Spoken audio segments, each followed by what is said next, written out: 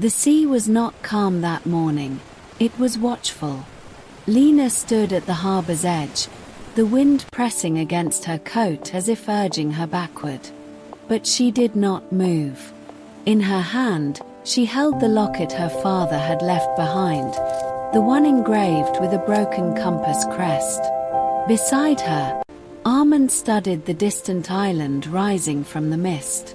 Marinth, a place few maps acknowledged and even fewer people visited.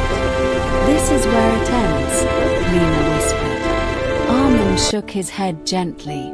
"No, this is where it answers." The ferry horn sounded, and the journey began. During the crossing, Lina unfolded the weathered letter once more. "If ever the truth is lost, go where the sea keeps its oath." She had found it hidden inside an old navigation book weeks ago. The ink had faded, but the symbol beneath the signature had not, the broken compass. The same crest engraved on her locket. "My father wasn't running," she said quietly. Arman looked at her. He was protecting something. The ferry cut through the waves like a blade through memory. And with every mile, the past felt closer. The docks of Marinth were weathered but strong. An elderly fisherman stood near coiled nets, watching them approach with knowing eyes. When sunlight caught Lina's locket, his expression shifted. "You've come back," he said. Lina's breath faltered. "You knew my father." The man nodded slowly. "The wind's "My picking up. name is Thomas. Stay close. Your It's father strong, but we're trusted gaining this ground." island." Right behind you." Arman exchanged a glance with Lina. Trust was not something given lightly, especially not to an island I hidden know from it's the difficult, world. but we have to Thomas face this. led them up a winding understand. stone path toward the strength means island's everything highest right point. White houses clung to the cliffs below.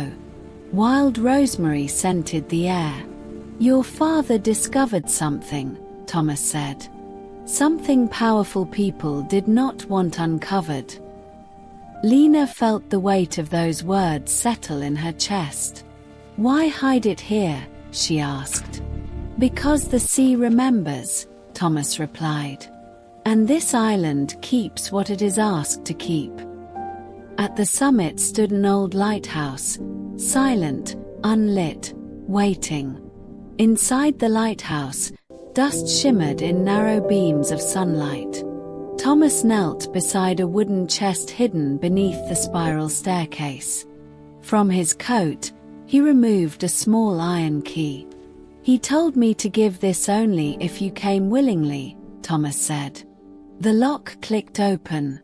Inside lay maps, documents, sealed envelopes, and one letter addressed in handwriting Lina recognized instantly. Her father's. Her hands trembled as she broke the seal.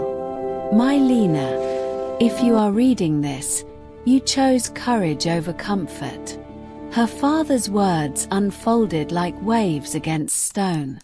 He had uncovered evidence that powerful officials diverted aid shipments during the storm years, supplies meant for struggling coastal villages. They had sold hope for profit. He had gathered proof.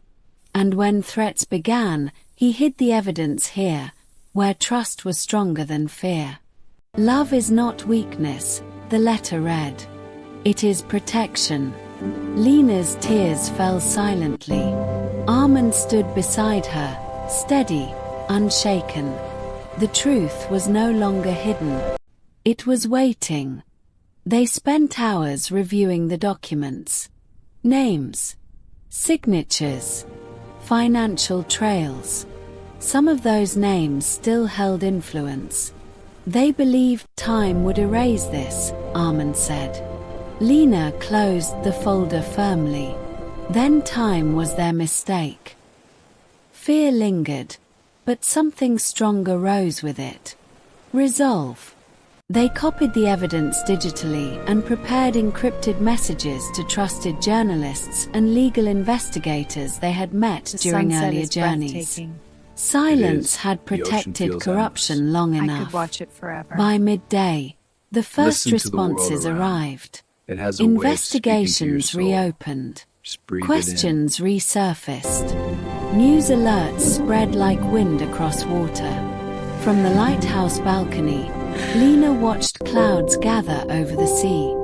Not storm clouds, but the kind that signal change. Thomas stood quietly beside her. "The sea kept its oath," he said. Lina nodded. "And now so will we."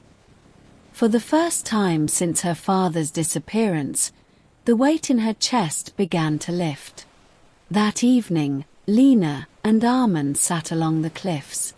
The horizon burned gold beneath the setting sun. "Are you afraid?" Arman asked gently. "Yes," she admitted, "but I'm more afraid of doing nothing."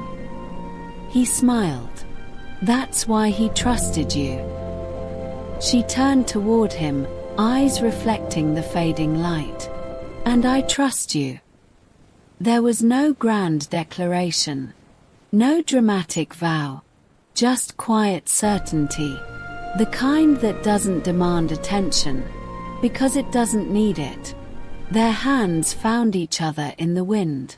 And in that moment, the future felt wide and open.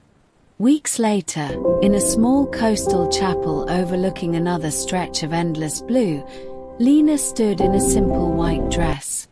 The investigations were ongoing. Powerful figures faced questioning.